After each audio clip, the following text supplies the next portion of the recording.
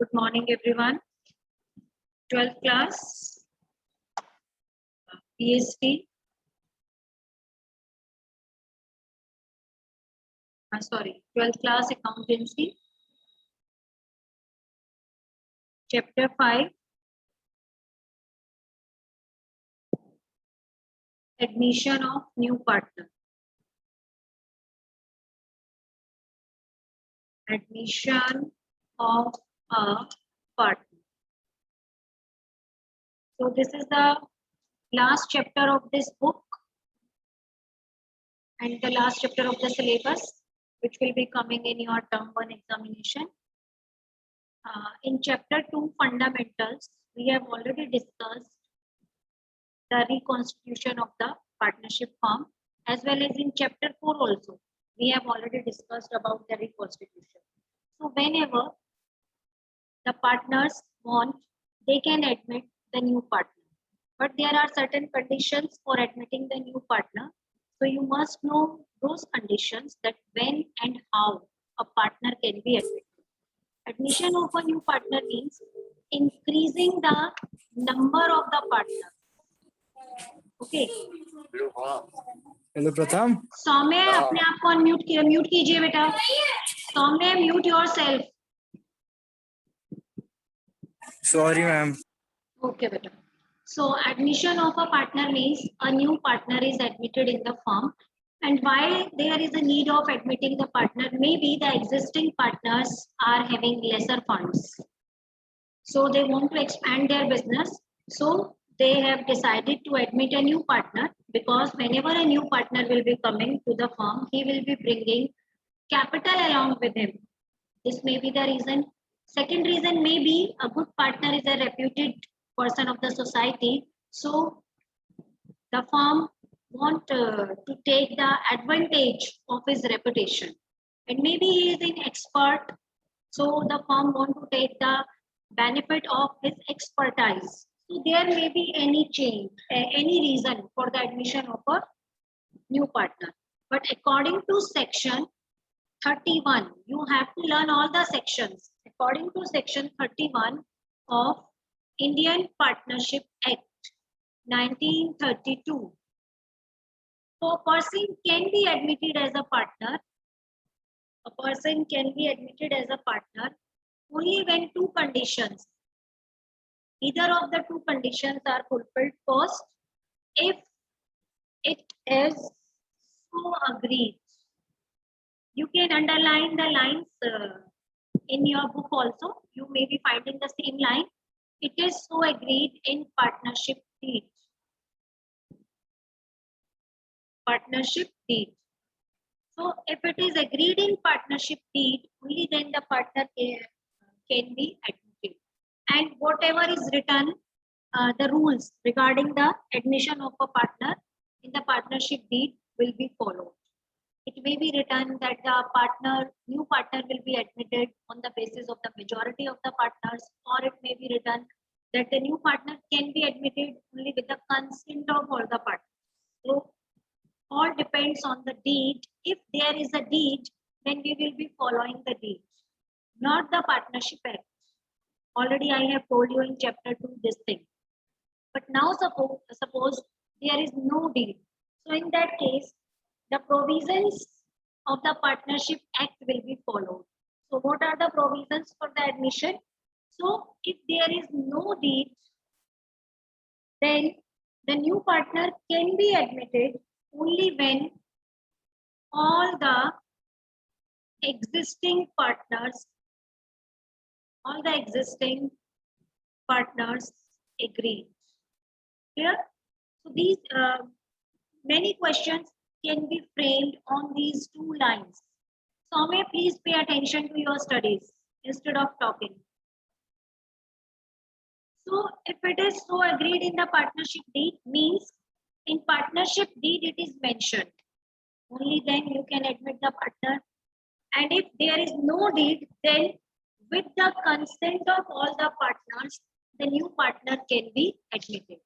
Only with the consent of all the partners, the new partner can be admitted, not on the basis of majority. Now the question can come, A, B, C are three partners and they want to admit D, and A and B both are agreed. Okay, C is denying. C is denying. So can D admitted? Can D admitted? Yes, in this case, if nothing is mentioned about the partnership deed, then we will assume that the partners have the partnership deed. Okay, so if they have the partnership deed and in the deed it is mentioned that partner can be admitted on the basis of majority, only then D can be admitted. If consent of all the partners is required, then D can't be admitted. Clear? So it is not always there that only when there is no need, then the consent of all the partners is required. If there is a deed, then the partners may put a clause in that deed that without the consent of all the partners, no partner can be admitted. So I just here want to explain that if there is deed, then we need to follow the deed. And if there is no deed, then the consent of all the partners is required. Here, now, whenever a new partner will be admitted,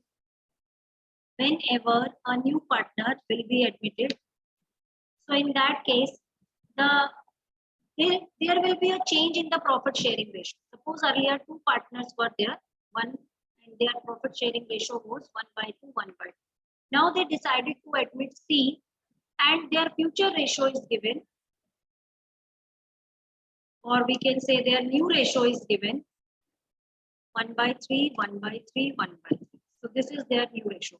So you can see that whenever a new partner will be admitted, then there will be always a change in the profit sharing ratio, because in chapter 4 we have already done that whenever, so C will be considered here gainer partner as he has gained the share.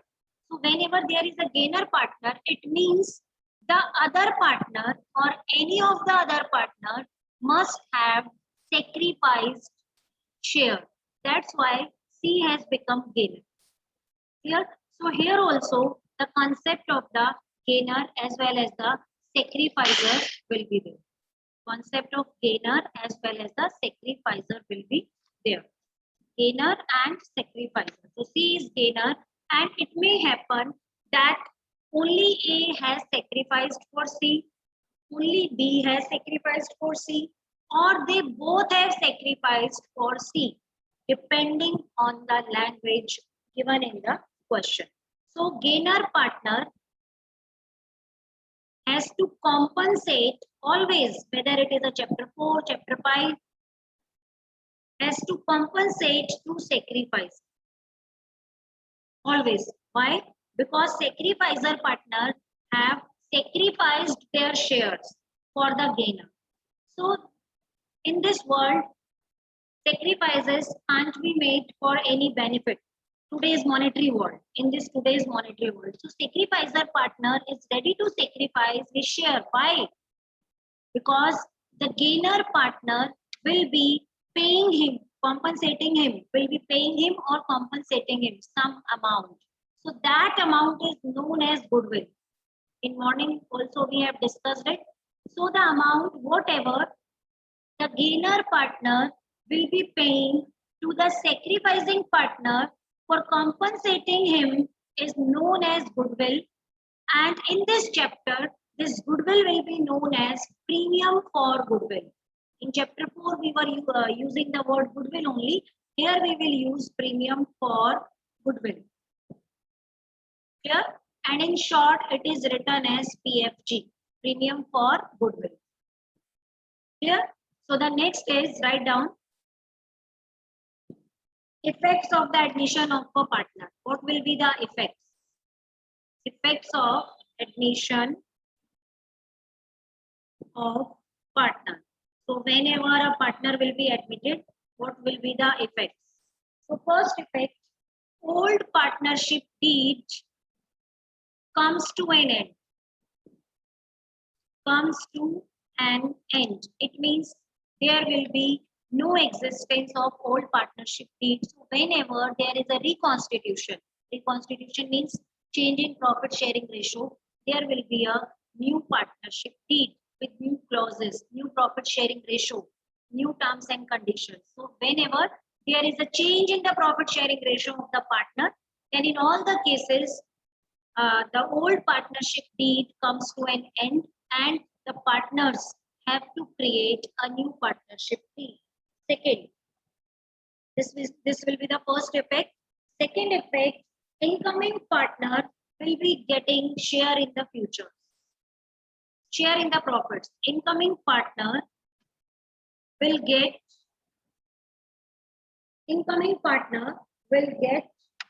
share in future profits. So it means when he will be getting the share in future profits, it means combined share. This may be the fill up. Combined share of existing partners. Existing partners will reduce because the new partner will be getting the share and it is not possible until the existing partners are reducing their share. So it is said that combined share means suppose total profit is 1 and new partner is admitted. A and B were the old partners and they were sharing profits equal. Now the new partner is admitted for 1/3. So what will be the combined share of existing partner? 2/3, because out from 1/3 is given to new partner. So this is known as combined share. So you can see that this combined share earlier was 1. Now after giving share to the new partner, it is reduced. So incoming partner will get share in future profits, which will lead to reduction in the combined share of the existing partners. Here, next third point. New partner will bring capital in the firm.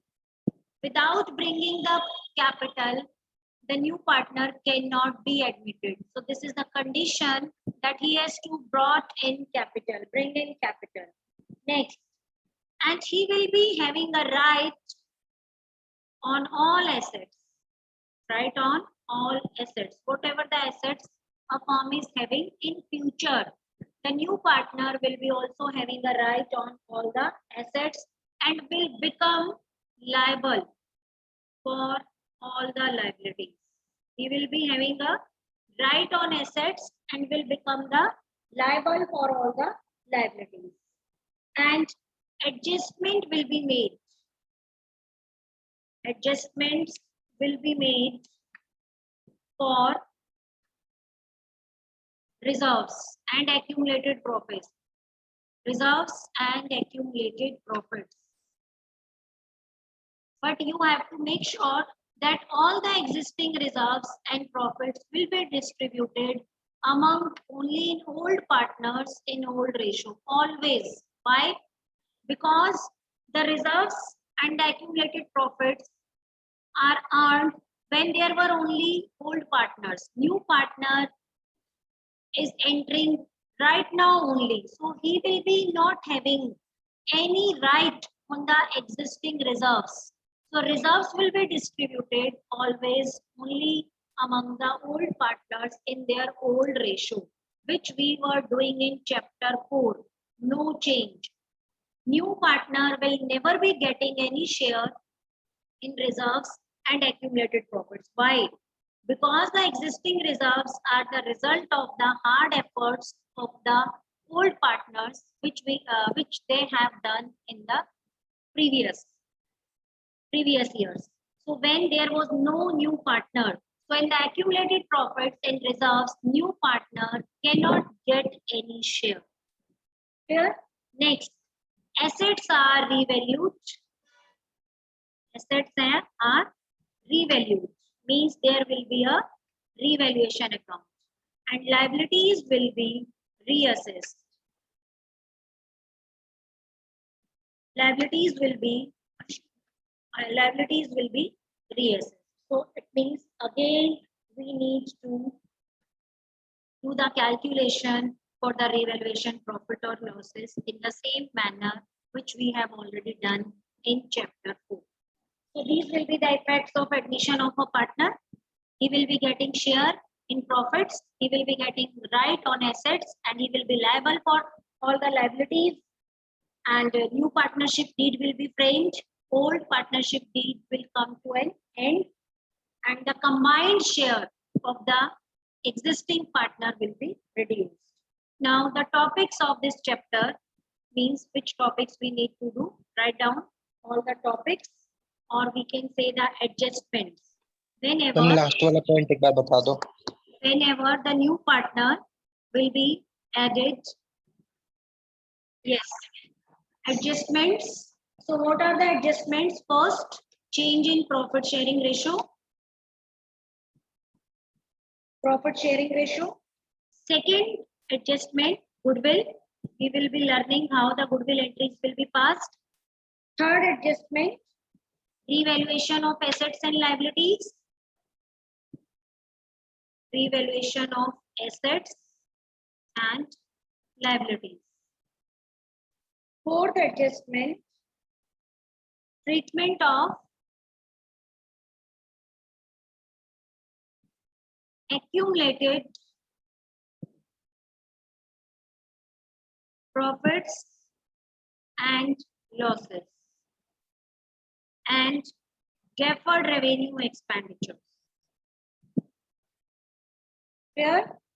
Then fifth adjustment is adjustment of capital, which is not the part of your syllabus. So you can cut this topic. Adjustment of capital. Clear? This is not the part of your syllabus. You can cut it. Now, this we have already done in chapter 4. There is no change. This we have already done in chapter 4. There is no change. Clear? So basically, only two topics we have to do in this chapter. Change in PSR also we have done in chapter 4, but still I will be explaining it in a more comprehensive manner, because here it is explained in different cases. Okay, so treatment of goodwill is a new topic here that we will be discussing in a comprehensive manner, because it's this topic is in very detail. So right now I am starting with the first part, change in PSR. So whenever a new partner is admitted, I told you earlier that the profit sharing ratio will be always changed, because admission of a new partner means he will be getting his share in the profits. When a new partner is getting his share in the profits, then it means the others have to sacrifice, because the total profit remains same. Suppose the total profit is 1, and earlier there were 2 partners and they were distributing the total profit half-half, 1/2, 1/2. Now they have admitted C. It means they both have to sacrifice their share, or any one of them has to sacrifice his share in favor of the new partner. Only then the new partner will be able to get the share in the future profits. If no partner is ready to sacrifice their share, then the new partner can't be admitted. Clear? So now there are different cases in change in profit sharing ratio. First case, write down case 1, when new partner. First case, how you will be identifying the cases? First case, when old ratio is given. When old ratio is given and new partner share is given. That's it. Old ratio is given and new partner's share is given. Yeah? When old ratio is given and new partner share is given. Let's discuss it. For example, suppose A and B are 2 partners and their old ratio is 1/2, 1/2. They admitted C for 1/4 share in profits. So now you are supposed to find out new profit sharing ratio. So how the calculations will be done in this method? Note down. First, we will be assuming step 1. Let TP1. TP1 means total profit 1. We have assumed that total profits are 1. Now, we have to subtract the new partner shares from the total profit. share given to C 1 by 4. Now the remaining profits will be distributed among the old partners in their old profit sharing ratio. This is the method in which the case 1 will be dealt. First, let TP1. Second step, share given to C1 by 4. Third step,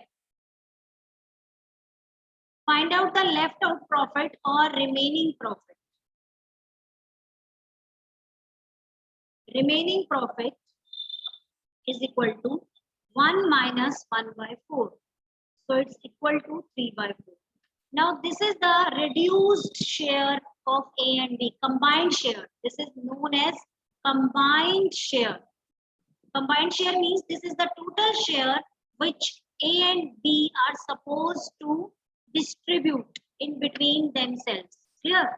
So now this share will be distributed in A and B in their old ratio. Okay. So A's share, yeah, or we can write A's new share, which is 1 by 2 multiplied by 3 by 4, which is equal to 3 by 8. So it is A's new share. Now write down B's new share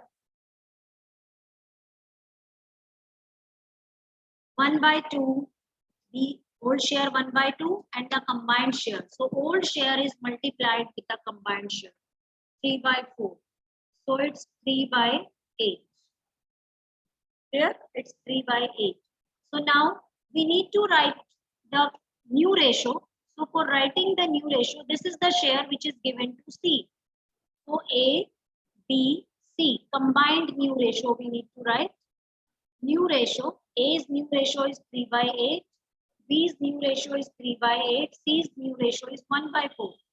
So by taking LCM, we have to, yes, by taking LCM, 3, 3, 2. So the new profit sharing ratio is 3, 3, 2. And every time, whenever you are going to write the new ratio, it must be in the lowest form. Suppose it is 6, 4, 2, then we have to reduce it. All these are the factors of 2. All these come in the table of 2. So the answer will be 3, 2, 1. So you are supposed to write the ratio always in lowest form, reduced form. Clear? So here the new profit sharing ratio is 3, 3, 2. So if I am asking that what will be the sacrificing ratio here? So for sacrificing ratio, you need to apply the same formula. What is the formula? Sacrificing ratio is equal to old ratio minus new ratio. So what is the old ratio of A? 1 by 2. What is the new ratio of A? 3 by 8. So in this manner, you can find out the sacrificing ratio, which you have already learned in chapter 4 in previous classes. So nothing is new. So this is the case 1 in which total profits you have to assume 1. Then the new partner share, how you will be recognizing that it is the case 1? In case 1, only 2 things will be given. Old ratio will be given in the question and the new profit share and the new partner share in profit will be given. Only these 2 things will be given. Then what the steps you will be following? First, let TP1, then find out the remaining profits. Subtract the new partner share from the total profit. Total profit is 1. 1 minus 1 by 4. The answer, whatever will be coming, that will be the combined share of the old partners. So now this combined share will be distributed among A and B. So what was their ratio? 1 is to 1, 1 is to 1. So this will be distributed among old partners in their old ratio. So now by taking the LCM, you have to find out the answer. In answer, new partner will be included because the answer will be the new profit sharing ratio. So the new partner will be included. Now let's do practice for one question.